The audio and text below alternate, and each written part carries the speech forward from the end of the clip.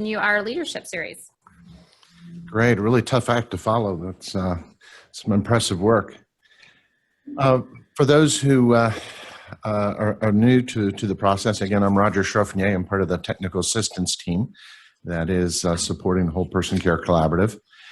We've been working over the last, really, I guess, 9 months now on a variety of capacity building initiatives. One of the capacity building initiatives is focused on leadership, and that's the part we'll be talking about today. Next slide, please. Last month, I introduced a couple of tools. One tool was the 6 thinking hats, which we talked in the context of a tool that can be used to, in a variety of ways, and in some ways to manage conflict where there's some really controversial issues that you need to talk about. And in other ways, when there is a lack of conflict and you need to get a little bit more energy in a group. We're going to practice this tool in a little bit. I'm going to present you with a proposal of a concept, and then we'll look at that concept through using this tool. So let's move on to the next slide. The other thing we talked about is how to better optimize the work of teams and organizations. Last month, we talked about the role of senior leadership reviews and checking in with the team to make sure that a quality team doesn't stray. When you look at the work of leaders, a lot of our time is spent in meetings. We lead meetings, we drive meetings, we convene meetings, but most often and very rarely are actually trained in team meeting skills and how to best optimize a meeting. How many of you use a 7-step meeting framework, something like this? Anybody use something like this in your organization? David does over here. Melina, a little bit of Confluence. So I'll ask you to chime in with your own experiences and use this as a refresher for those that use something. But for others, this can be a very powerful way to better optimize meetings, whether it's a committee meeting, a standing committee meeting, or it's a specific task force that's been pulled together, or a meeting with colleagues where you're trying to work on a specific issue. So it begins by being very clear at the beginning of the meeting of what is your aim for that meeting. All too often, people show up in a meeting and they're not quite sure why they were convened or what they're there for. So really setting leveling the playing field. You noticed in your agenda that there's some specific objectives that are outlined at the beginning that talk about what you're trying to accomplish today. So that helps clarify. When you look at who is most often responsible for ensuring the success of a meeting, who would be the responsible party for that meeting? This is the interactive part of the the one who called the meeting, right? The one who called the meeting. Who's responsible for the meeting being on time? That same person, right? Who's responsible for managing the conflict in the meeting? So when you look at meetings, what we've done is we have centralized all of the roles of a meeting into one person, and then the group is really held hostage based on the skills of that individual in running meetings. And so what we'd like to do is step back and say, what are the real roles in a meeting?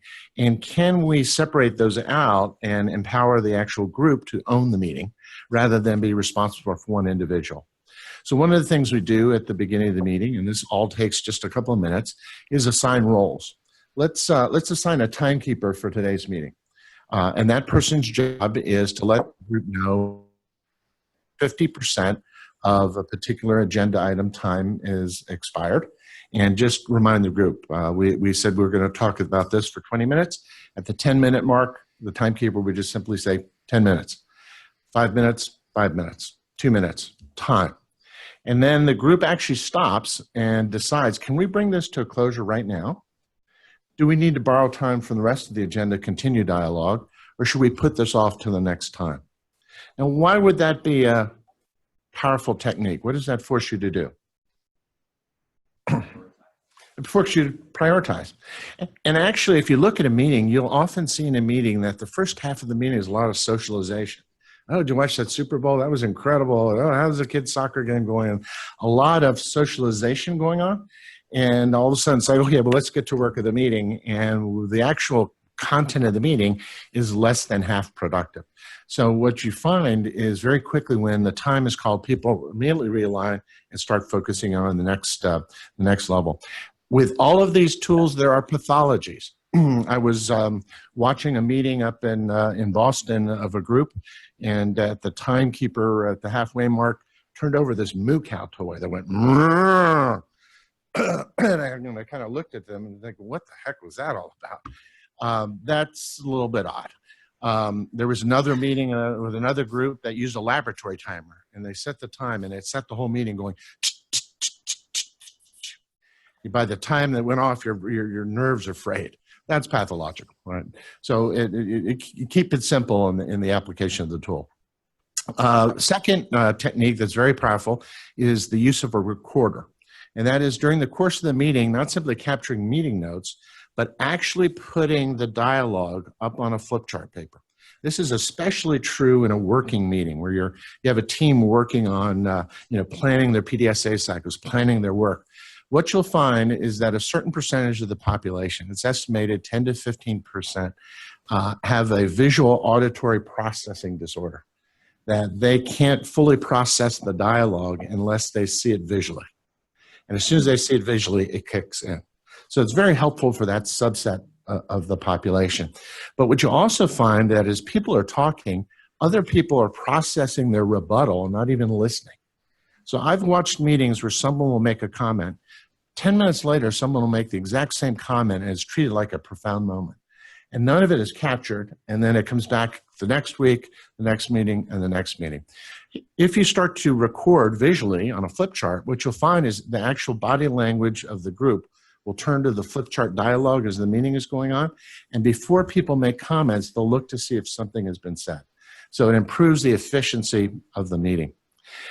In some cases, it's helpful to have an outside facilitator, someone who has been trained in team meeting skills. Some organizations, the larger organizations, often have an internal coach that can sometimes play that role. That might be a role that some of the WPCC coaches end up playing in the future in helping organizations with their effort. But sometimes having that outside person who doesn't have a vested interest in the issue can help manage the dialogue. So all of that setup just takes a couple of minutes, and then the bulk of the meeting can take place in 55 minutes for a 1-hour meeting. And then at the end of the meeting, it's very important, and these are the parts that help improve the meeting over time. First is to stop and review, what did we do today? What did we accomplish today? What are the key decisions that were made? Let's review what we talked about today very quickly. Secondly, let's plan the agenda for our next time we get together. What are we going to talk about next time we get together so that there's a very clear breadcrumb trail that people understand what they're doing. And then the most important thing, and this is the first thing that tends to go by the wayside, is to do a quick evaluation of the meeting. Let's score the meeting from 0 to 10. 10, this was major breakthroughs today. We really got a lot done. 0, this is the meeting from hell, and we hope to never return and experience something like this again. So what you'll tend to find is if you ask people to write that down, you'll see quite a bit of variation. You'll see some people that, yeah, I give it a 3 or 4, and others, oh, this is just a fantastic meeting, I give it a 9. That variation is a sign that there's something going on in the dynamic. And as part of that evaluation, then the final piece is, what should we do to improve the meeting for next time? And each person goes around and makes a comment. What can we do to improve this meeting for next time? You'll find that that last piece, that simple asking people, what can we do to improve the meeting for next time, will end up helping to self-correct the meeting over time. So someone might observe, oh, this is a great meeting, I think we really accomplished a lot, but that may be the person who talked the whole time. And as you go around, others say, it was a good meeting, but I think we really need to hear other people's opinions, and we kind of were dominated today. So let's figure out how we can even out the discussion, the dialogue over time. So it takes 3 or 4 meetings to get used to that. There's a natural hesitancy to say, this is kind of awkward and clunky. But once it hits a rhythm, you can find that the meetings can really improve dramatically. I've seen meetings that traditional committee meetings that have been in place for years, using this technique, cut the time in half and improve their efficiency. for groups that previously weren't really engaged, really becoming tuned in using those skills. So it's a concept you can practice as individual leaders, but it's also very powerful if you can delegate it down and build that capacity in the organization where people get used to your meeting process. So when they come to the meeting, they know their role, they know the expectations, and they can apply it. Any questions in terms of the methodology, the approach? And I'm going to circulate a monograph that just is a couple of pages that explain how to do this in a little bit more detail, so you have something concrete to hold on to. Any for those organizations that have tried something like this, any observations on your experiences? Yes? You have taken so many trainings on management and management. You become numb. You can just say, oh yeah, we can do that. Importance of paying we've been through that now phase.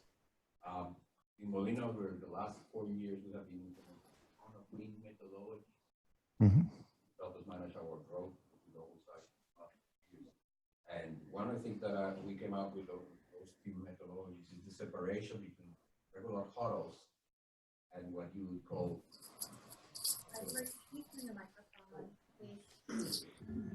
Thank you. Separating, we created the huddles to kind of get done with the regular talk about our regular activities, and we separated from more meaningful meetings where you have more brainstorming to do, bigger decisions to do. I was one that in the beginning was not being too much positive or hopeful for the huddles. I have found that those little huddles that you do on a very regular basis, some of our departments huddle daily, some of our departments huddle weekly, and you go on with the day-to-day things very quickly, and then when you have a meaningful meeting, that makes it a lot more productive. So for whatever it's worth, it's working for us. Great example. And that's a good. Huddles often end up getting extended and extended and extended, and they lose the value of being a huddle. And so being very disciplined in keeping those short, crisp, like you said, and removing doesn't need to be done in the meetings. Great example. Any other comments? David? At one time or another, we've had all of these things set up as part of our meeting. And I'm guilty of taking shortcuts, and I've assigned roles. And, 3 months ago, someone was always doing the timekeeping. And this is just a reminder that we always need to come back to these, because even if you start it, you're going to stop it, or you're going to forget about it. So this was a good reminder for me. Great. Mark Twain once said, common sense is that sense which is rarely commonly applied, right? We take a lot of things for granted, or we get introduced, and it tends to go by the wayside pretty quickly. Okay, with that, if we could go to the next piece. So over the last 9 months, as we mentioned, we've been doing a lot of capacity building. The various workshops have been taking place, the empanelment sprint, the various learning and action networks. And so what we thought we'd like to do today is to bring that together and share some data on what we've learned from those activities from you, what you've told us, and what the data is telling us about participation and your change plans. We've also been talking about data for the last few months and trying to look at where we can leverage the collective synergies of the organizations, participating organizations. We spent a lot of time talking about asthma, for example, and what do we know about asthma in the area, and how big is a priority is that? What we heard from you is that for some of your organizations, it is a priority, and for other organizations, it's less of a priority. But there are other things. We just heard about opioids. It's a big issue. We've heard about depression. We've heard many of you are working on diabetes and other activities. So what we'd like to do is to, reflect on what we're learning, and then we have a proposal for how we could put in place a collective learning activity that would leverage the power of the individual organizations in a little bit more of a structured way. So I'm going to ask my colleague Tina, who's on the phone, who has prepared some of the data, to walk through some of the initial slides, and then I'll present a concept to you, and we'll use the 6 thinking hats to look at it. So, Tina, are you on? Thanks. Yeah, thanks, Roger. So as Roger mentioned, it's actually been, believe it or not, almost a year since our WPCC kickoff meeting, and there's been a tremendous amount of activity that's happened over that time. Maybe some of you don't want to remember some of those activities, but developing change plans, submitting change plans, lots of learning activities and capacity building, forming teams, testing changes. And as we think about how are we going to observe and measure our collective progress and capture this tremendous amount of effort, we've got a few data items that we're going to share at a very high level. And over time, as we increase the amount of data we have, as you continue to report, we'll have even more to share and learn together in reviewing some of that information. So could I grab the, oh, we're already on there. So the first concept I wanted to introduce is this concept called the Collaborative Assessment Scale. And this was developed by the Institute for Healthcare Improvement. It's often used as a tool for measurement in what we call a Breakthrough Series Collaborative. It's a organized quality improvement effort that includes lots of different sites that come together. And the principle of this measure is that it's a composite measure, and it measures a whole bunch of things: team progress and change and improvement, starting from the beginning. So when you're just starting to make plans, when you're just starting to move through the stages of planning to team formation, testing changes, right through to implementation, sustaining the changes that you've implemented, and spreading those changes. So what we're aiming to do is for coaches to begin to gather these scores using a wide angle view of all of the pieces of information that we have. So reports that we have that you're gracious enough to share, as well as other artifacts that we collect along the way. And what's of importance is that the score is not tied to judgment, it's not tied to funding. Rather, it will provide us as a community a snapshot over time to look at our collective progress in moving through the stages of change and making measurable improvements in each of the change plan topic areas. And so on the right-hand side of the screen, you can see the really high-level sort of objective criteria to use those scores. It just ranges from 0 to 5. And I mentioned IHI developed this, and they consider 4.0 to be awesome.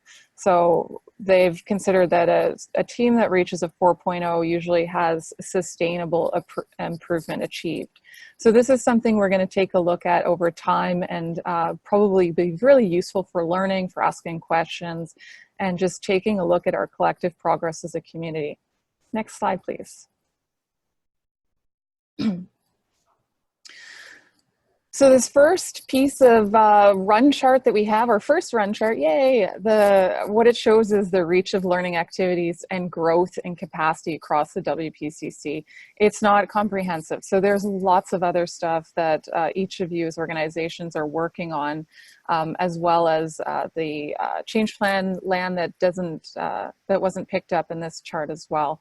But from April 2018, we've had a number of learning and skill building activities hosted by NCACH. We had the QI workshop, Foundations of MI, the empanelment sprint, which just ended, a number of behavioral health lands, integration lands. And so what you can see there is the growth and the number of individuals that are building skills, building capacity for making changes across the change plan topic areas. Next slide, please. This next pretty busy looking chart is an early look at some of the first reports that we've received at the end of the last quarter of 2018. And this is organizational level data. It's not site level data that we've included here. What the bars represent is the % of responses in each of the change plan topic areas by status. So you might recall completing your reports and indicating within each of the topic areas whether you started something, whether you're planning, testing, limited implementation. So there is a number of options there. This graph shows those responses. And so the bottom color, the pink bar, represents all the organizations that reported that they haven't started. And this could be because they haven't started on something that was planned, or it could also be because it's planned for the future and hasn't been started.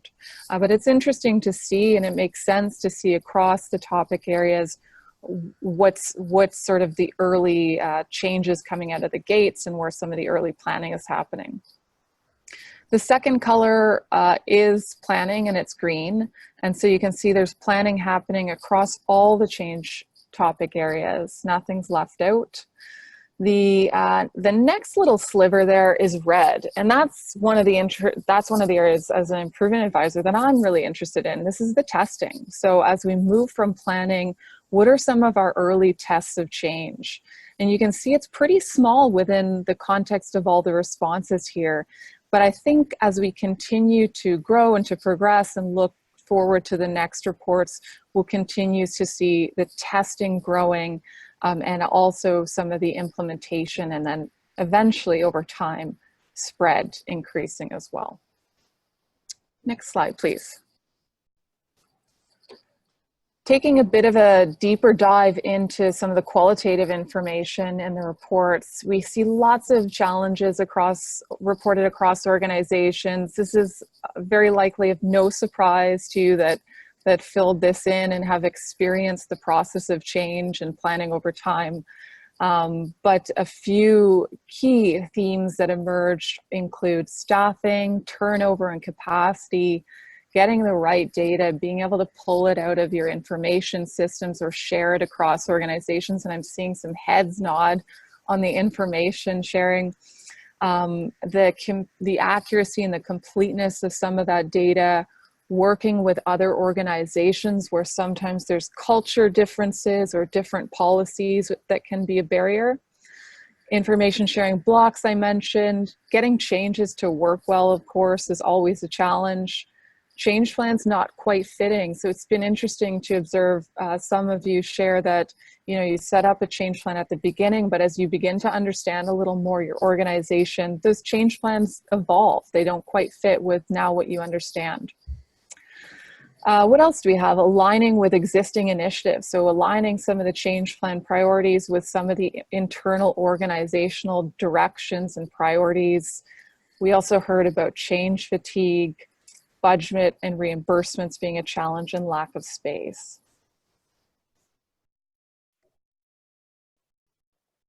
Some of the early themes and success that we've seen, and there's been a lot of success reported. And they've kind of been grouped according to these three key themes. So the first one is better understanding of populations, care gaps, and systems. Second is partnerships and collaborations are increasing. And the third is changes occurring across all sites. And I just want to give you a little bit of a flavor. This is a really high level dig into each of these topic areas. So the first one, the better understanding of populations, care gaps, and systems. What I really mean here is that organizations are reporting that we really now understand a little bit better of who's in our population, what are some of the care gaps that we're seeing, and how do these systems work together. So examples that we've seen reported are, we're realizing that one of the most common social determinants of health affecting our patients is transportation. That's really important realization and a better understanding of the population to be able to react to that need. Again, another example, we have a better understanding on how we can be effective in the transitional care process for patients. So lots of examples across all organizations as it relates to increasing understanding of population needs, care gaps, and systems. Next slide, please. The second one that really emerged is this concept of partnerships developing, both within organizations, so some silos breaking down, teams forming, but also across organizations with community groups. And examples here we see we've partnered with several community action organizations throughout our service area to help increase access to resources. That was shared by family health centers. Having a community partner to refer patients for post-ED visit services is a great addition to our community. So lots of new partnerships, lots of collaboration increasing. Next slide. And the third one, which is just, there was just so much to fit on one slide in a brief presentation, but really we're seeing changes occurring in all 8 topic areas of the change plan. Here's just, again, a high level, couple of examples from different reports from teams. Our third next available measure has improved due to adjusting our provider schedules to include more time for scheduled appointments. So we see access, changes in access and improvements. Another example, I am so proud of our database analysts' work with our data. It was a real challenge to tease out our opioid prescribing, and we still have some challenges with days supply for a small percentage of our RXs, but it's a great starting point. So another example from Moses Lake on the topic of improving opioid. So just a brief flavor of some of the changes we're seeing. As you can see, there's many, lots to be proud of, lots of success, and hopefully we'll have a little bit more information for you at the next time. So thanks again for sharing. These really are helpful for helping us direct learning activities, and Roger's going to talk about that right now. Oh, but there's more good stuff.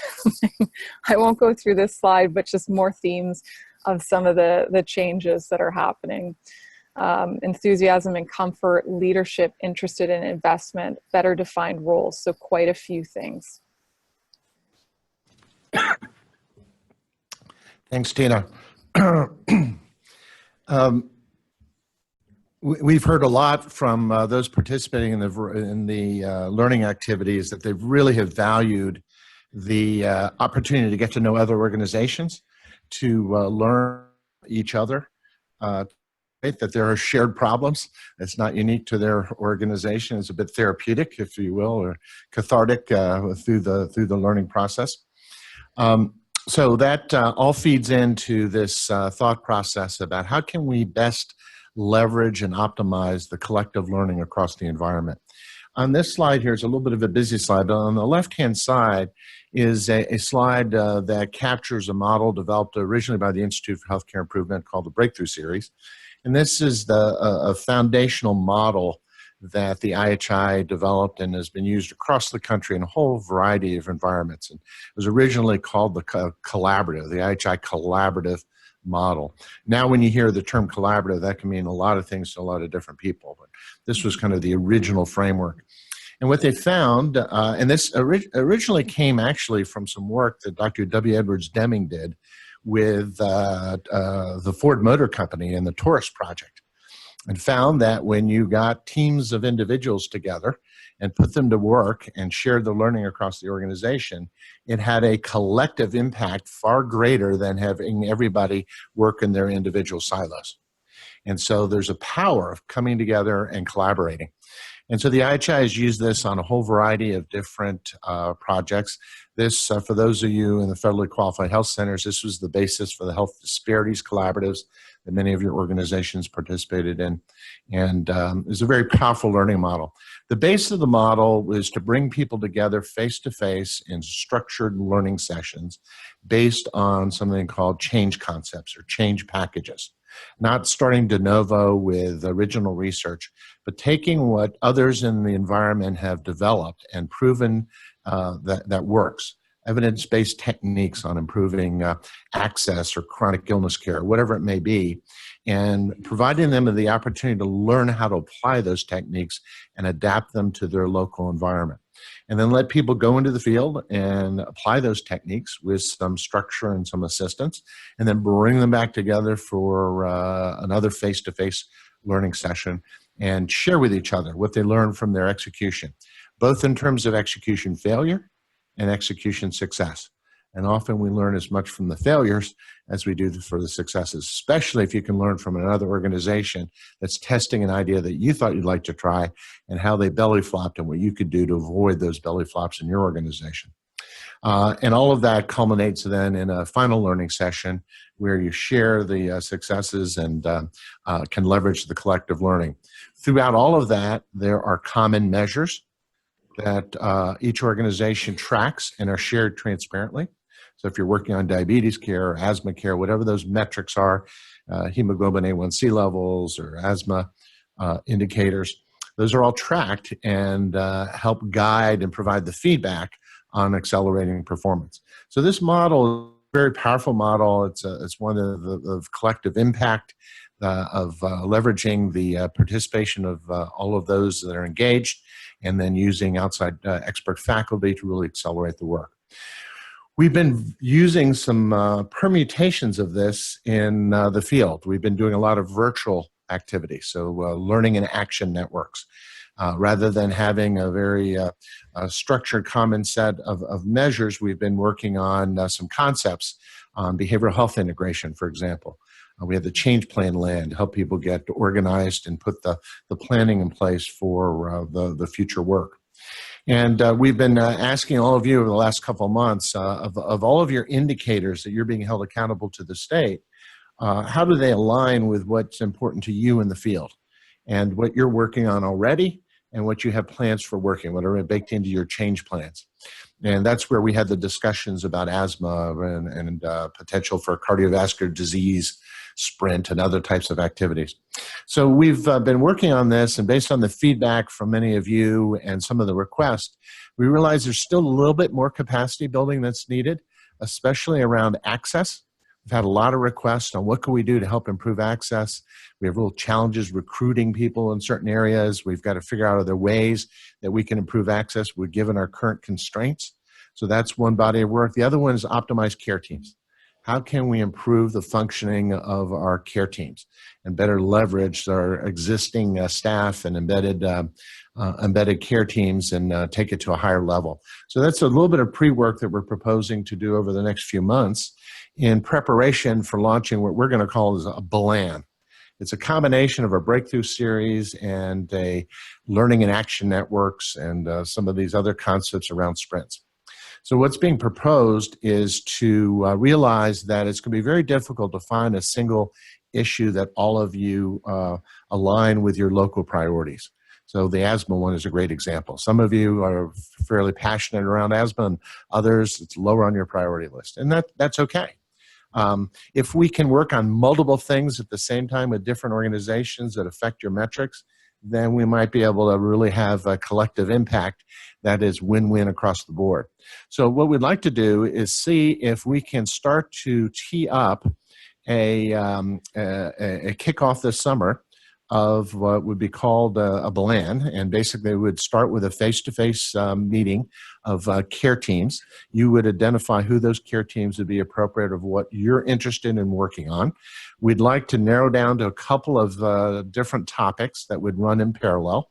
So there might be 2 to 3 at maximum topics that would be done in a sprint format over a relatively short period of time. So trying to drive improvement in certain numbers in asthma or diabetes or depression or whatever those things that you all pick, and do that over a short period of time. And over the course of a year, do 2, possibly 3, but more likely 2 sprints on different topics that are running in parallel. And again, this group would determine what those topics are. The model would be on the right-hand side here, that we would be working on 2 levels of activity. One is continued capacity building in the face-to-face meetings and then virtually, focusing on population health. And embedded in that would be continued work on access and team-based care, but really moving it to the next step of how does all of that apply to managing populations of patients and helping to build the capacity. At the same time, doing a deeper dive on a couple of specific chronic disease topic areas. So that's where asthma or depression or whatever you think are those priorities that align with your interest. So we would do that initially as a face-to-face kickoff, and then there would be a virtual learning session that would be much shorter, probably in the 3-hour time frame, a couple of months downstream once this is kicked off. That would bring it back together, an opportunity to start to share what work is being done, what we're learning from the different activities, a little bit of content being provided from a plenary perspective, but very focused to try to move the efforts along. There would be several LANs that would be moving in parallel with that, that would be focusing on, again, the access and team-based care that we would start before, recognizing that it's going to take some time to build that capacity over time. It's not going to happen overnight. But those two parallel sets of activities would be going on: capacity building, and then very focused work with cohorts of teams working on a common issue with common measures, common aims, with the aim to drive results. So that moves from real planning into activity and execution. So that's the first concept. Go ahead and move to the next. Let me stop and see what questions on that initial design, and see from both on the phone and those in the room. And then what I'd like to do is go through the 6 thinking hats very quickly and apply them to this concept and see how they fit in. So what questions do you have in terms of the concept? Did I state it clear enough that you can understand what we're talking about? I have a question, Roger. This is David. Hi, David. Yes. The face-to-face time, I mean, Yes. when we originally discussed the cardiovascular land, there was discussion that there was going to be like a 3 or 4 hour initial meeting. Is that what you're talking about?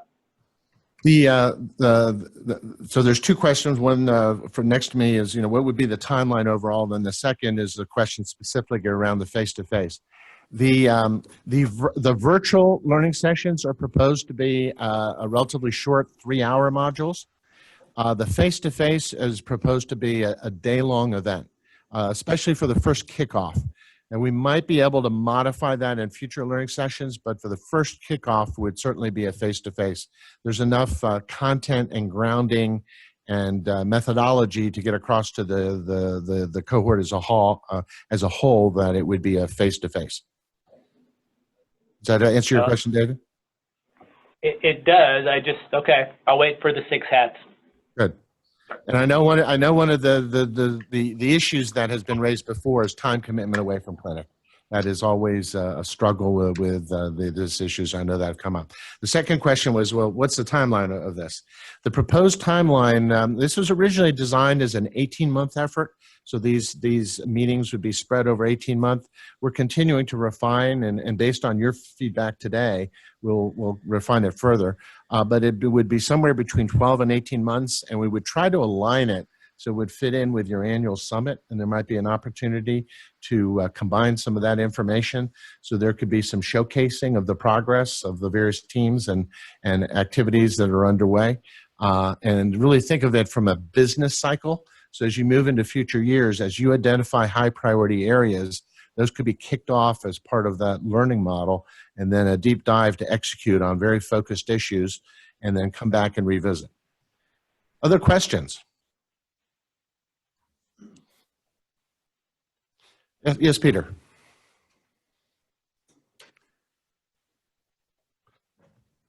So my question is not clear how the capacity building and the deep dives relate to one another in terms of, maybe it's the timeline question.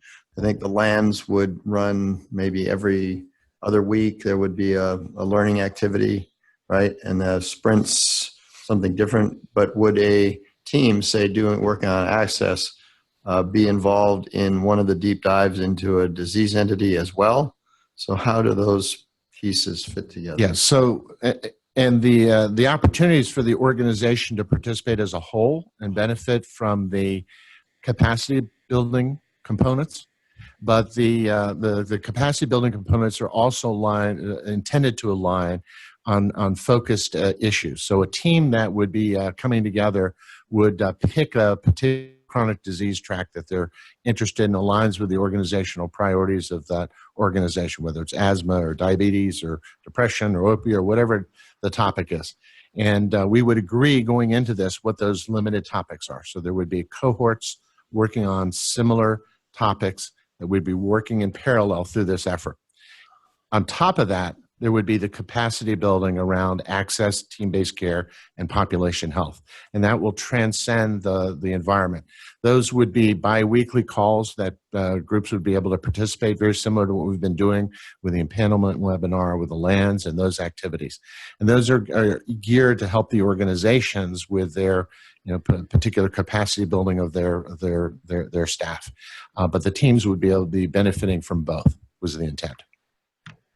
Just to be clear, would the teams actually be participating in both, or would there be different people doing, or different groups doing the capacity building than the deep dives into the disease things? And I think that'll be dependent upon the organization's needs and desire. This would be bringing all of that together. So an organization could choose to have a team that is just focusing on, let's say it's a diabetes care, that there's enough organizations that want to work on diabetes care. So there'd be cohorts of teams working on that through this process. They would be benefiting from some of those tracks in the face-to-face. The capacity building and the face-to-face might be a plenary, for example, around population health. That would apply to diabetes as well. But the organizations could have other people benefiting as part of this as well. They could be participating without having to be in the specific disease track. It's helpful. So let's apply the 6 thinking hats. Is there any objective data that would inform this issue? We have 17 organizations we know that so far in the WPCC that have participated. Any other data elements that would help inform this issue?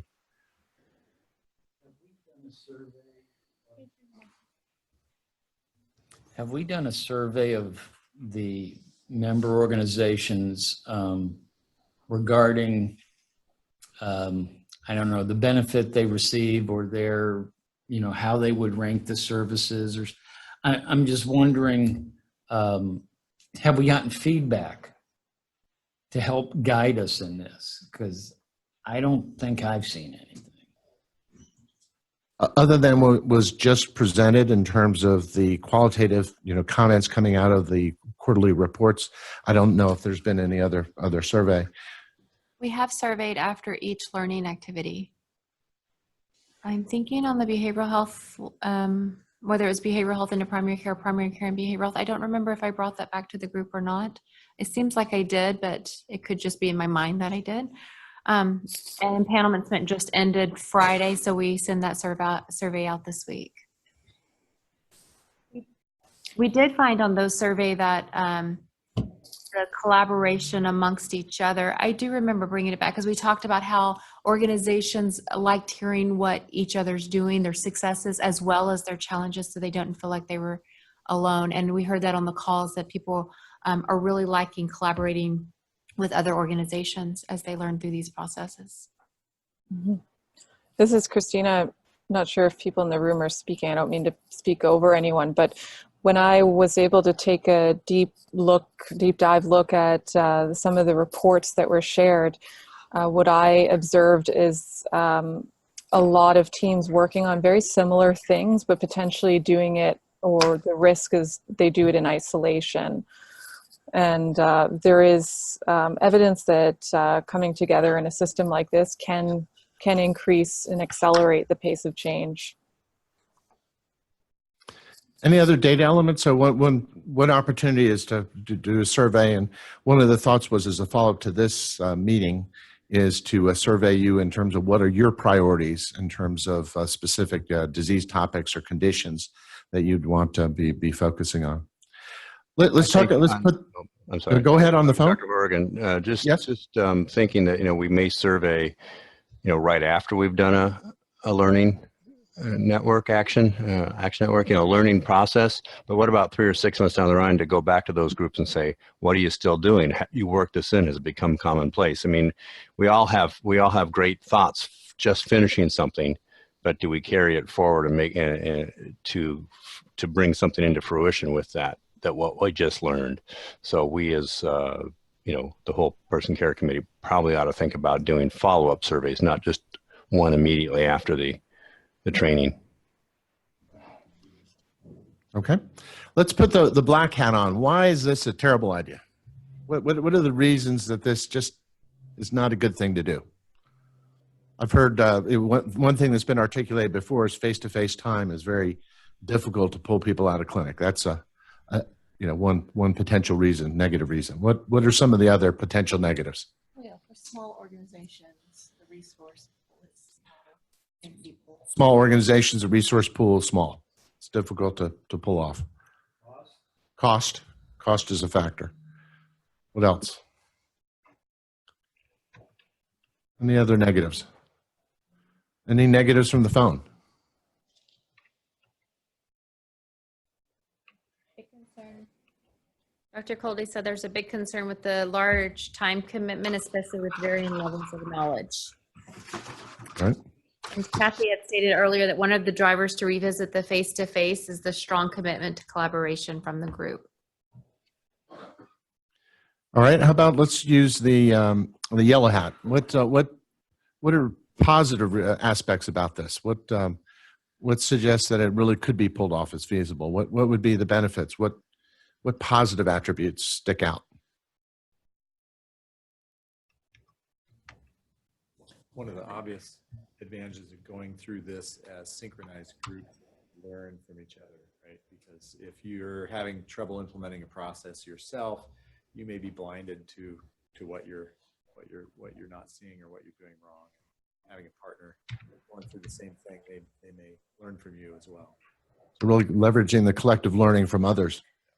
Okay. Other comments?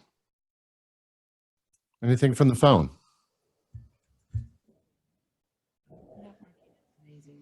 The networking is amazing. Schedule helps to prioritize. When everybody's aligned, you can prioritize. Someone has just typed in. Anything else? How about the red hat?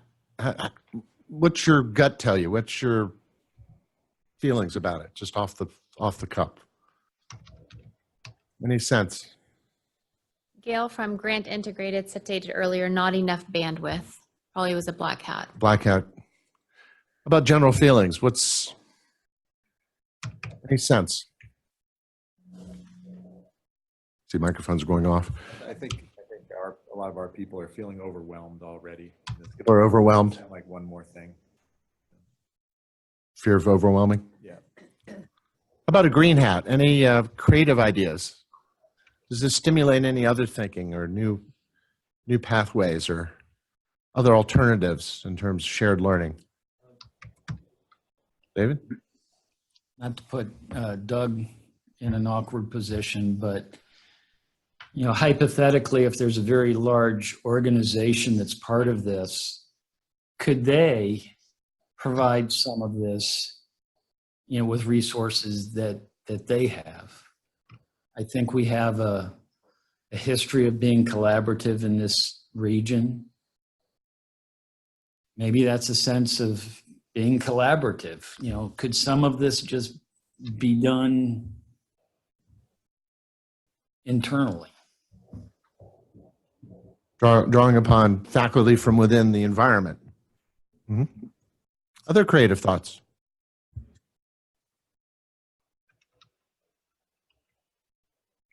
All right, so given everything you've heard from different lenses, you got a feel for the 6 thinking hats. So usually in a smaller group, it's a little bit easier to facilitate that. But based on everything you've heard, what pops up in your mind? What would you advise in terms of future direction? What's the appetite for exploring this model further? Is this something you would be interested in surveying the group in terms of, after this meeting, in terms of are there common topic areas that groups would like to work on as a cohort that could be pulled together and woven into some model or version or permutation of this model? Is there appetite to do that survey?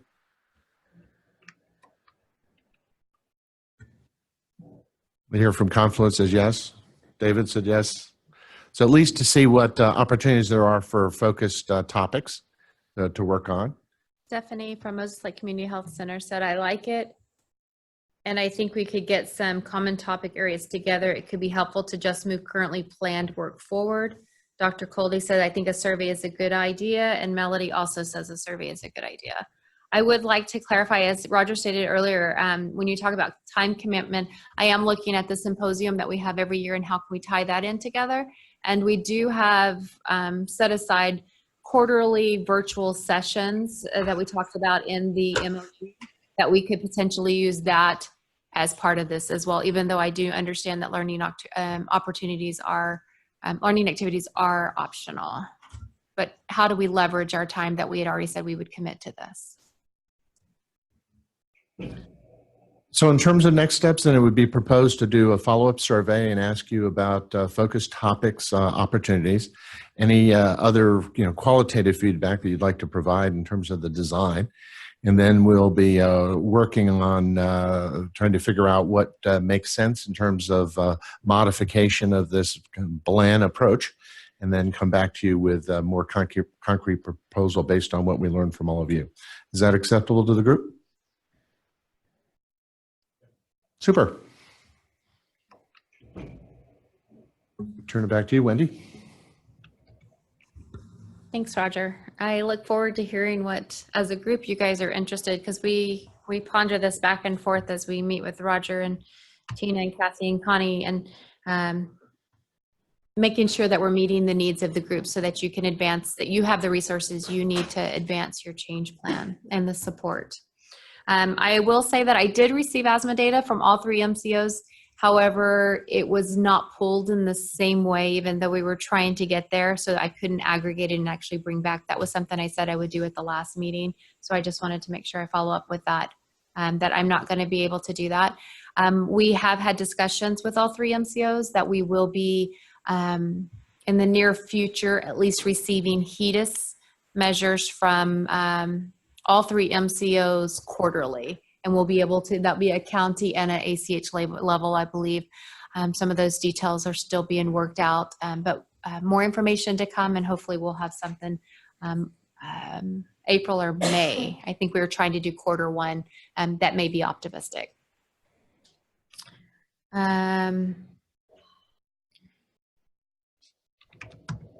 Roundtable.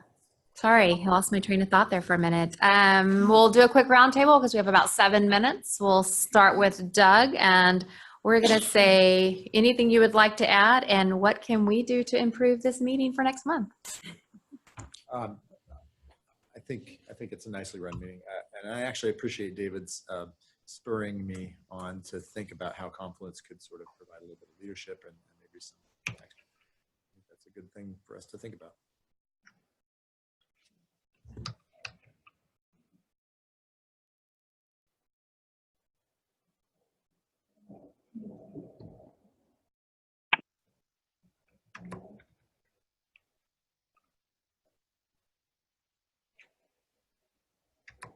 Got out of some CHI work that I was doing, and I see the parallel or the continuation so evident in what the CHI will do in the future when this is gone.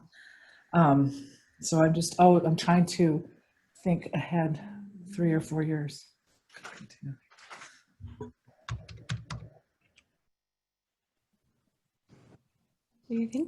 Anyone on the phone would like to add?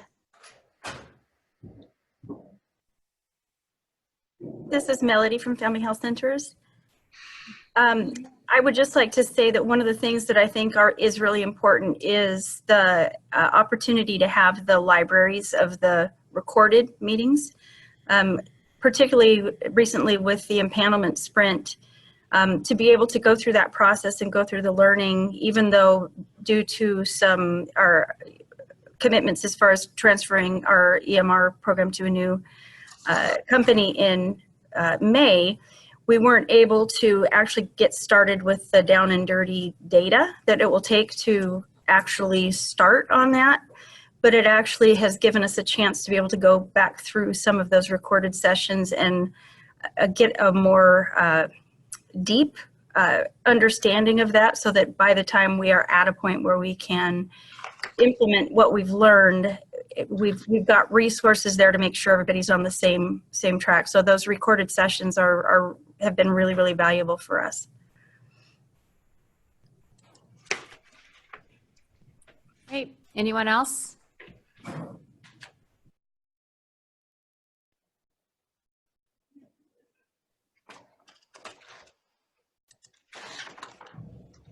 The uncomfortable silence. Okay.